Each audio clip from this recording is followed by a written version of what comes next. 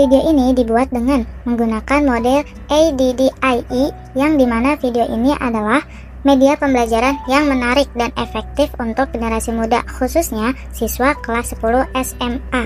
Materi yang ada dalam video ini itu diambil dari bab 5 buku Pendidikan Agama Islam dan Budi Pekerti SMA kelas 10. Tujuan dibuatnya video ini agar siswa kelas 10 SMA dapat memahami sejarah penyebaran Islam di Indonesia serta mengenal tokoh-tokoh ulama penyebar Islam dan mengetahui nilai-nilai keteladanan para tokoh penyebar ajaran Islam. Awal mula masuknya agama Islam ke Indonesia. Kapan sih Islam masuk ke Nusantara Indonesia? Islam masuk ke Indonesia sekitar abad ke-13 lewat perdagangan dan dakwah dari pedagang Arab, Persia, dan India. Kerajaan Samudra Pasai di Aceh jadi yang pertama menganut Islam.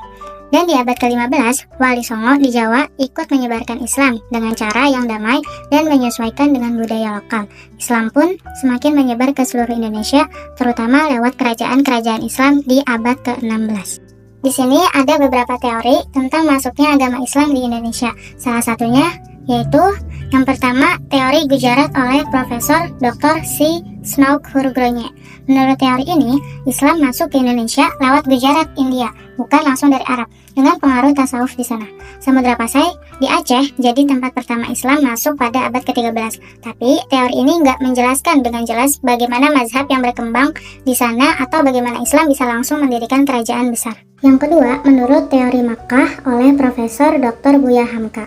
Buya Hamka mengacu pada berita Cina dinasti Tang yang menyebutkan pemukiman saudagar Arab di pantai barat Sumatera pada abad ke-7. Dari situ, dia menyimpulkan bahwa Islam masuk ke Indonesia lewat para saudagar Arab.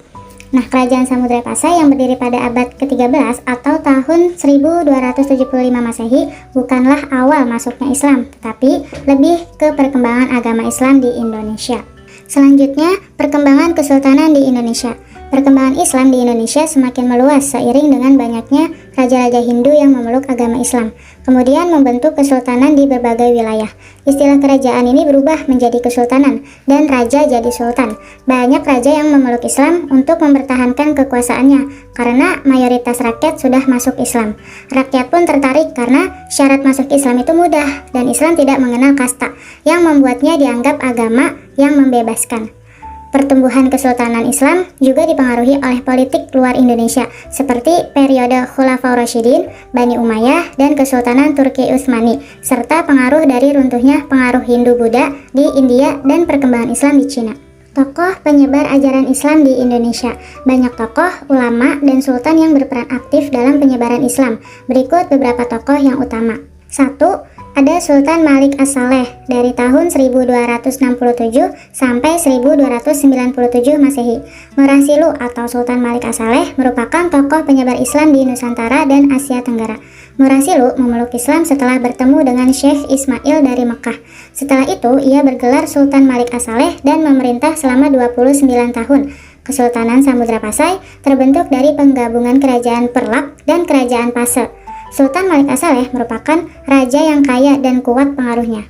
Lalu beliau wafat pada tahun 1297 Masehi. Yang kedua, ada Sultan Alauddin Riyad Shah dari tahun 1538 sampai 1571 Masehi. Sultan Alauddin Riyad Shah ini merupakan Sultan Aceh yang ketiga, berperan dan berjasa dalam penyebaran Islam di wilayah Aceh. Beliau juga mendatangkan ulama-ulama dari Persia dan India untuk mengajarkan agama Islam di Kesultanan Aceh.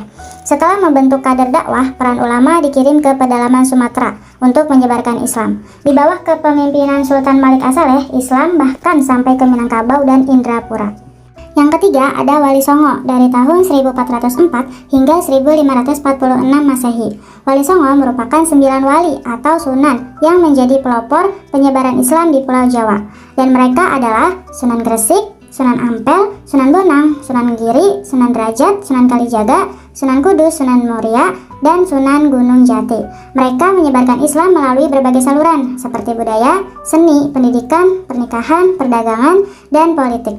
Kemudian penyebaran Islam di Nusantara itu dipengaruhi jalur perdagangan dari Persia, India, dan Arab. Selain berdagang, para pedagang juga berdakwah. Dakwah Islam juga semakin efektif lewat pesantren yang digagas oleh Wali Songo dan menyebarkan Islam hingga ke pelosok desa. Dan yang terakhir, ada keteladanan para ulama penyebar ajaran Islam di Indonesia.